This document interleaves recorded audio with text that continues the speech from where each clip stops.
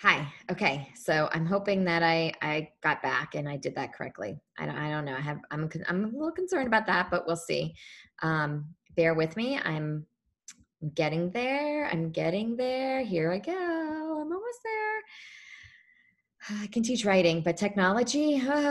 So this has been such a challenge for me, which is good. Learning new things. I love it. Don't have time for yoga today because I'm spending so much time on technology, but that's all right. I'll get to yoga tomorrow. So anyway, I shared this grid with kids. I decided to take Mark's grid. I think I shared with you. He's got this grid in the center in the beginning of his book of feelings. Now I realize like this is a little bit overwhelming. Even this might be a little overwhelming. So that's something you might think a little bit. If you teach second grade, you might have less feelings than this on this grid. Now the way he talks about feelings is he basically says that these are, you have pleasant feelings. I called them up feelings. He uses those words as well, but I feel like that would be easier for kids to understand. Up feelings and down feelings. And then with that, oopsie, my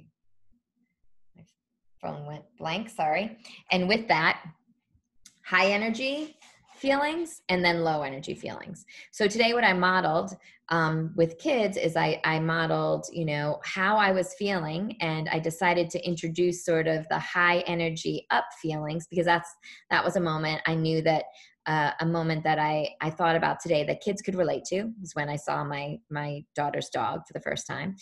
And and then I tried to just model like, why is excited a better word than playful or than, cheerful or than happy, and so I just took that moment that I thought a moment that happened to me recently today and modeled that, really trying to have precision around the word choice that I used and focusing just on one quadrant of these words. And again, I probably wouldn't have more than these words. Maybe you could add a couple more if you're working with eighth grade. But I think for second grade, I would take some of these out, even second and third grade. So you might think a little bit about the way you're modifying. But and then tomorrow and the next day, I'm going to introduce some more of the quadrants and some more of those words so they have more precision around their language. And then all I did was model a narrative writing. I wrote right in front of them. I tried to get right in the moment. So I'm still really pushing into like what makes for a great narrative, dialogue, action. However, one thing I did very intentionally is, we always talk about show, not tell. I told my feelings here. And that was very intentionally because I want kids to be paying attention to feelings. Now I can take this and revise it later to say, how can I show, not tell?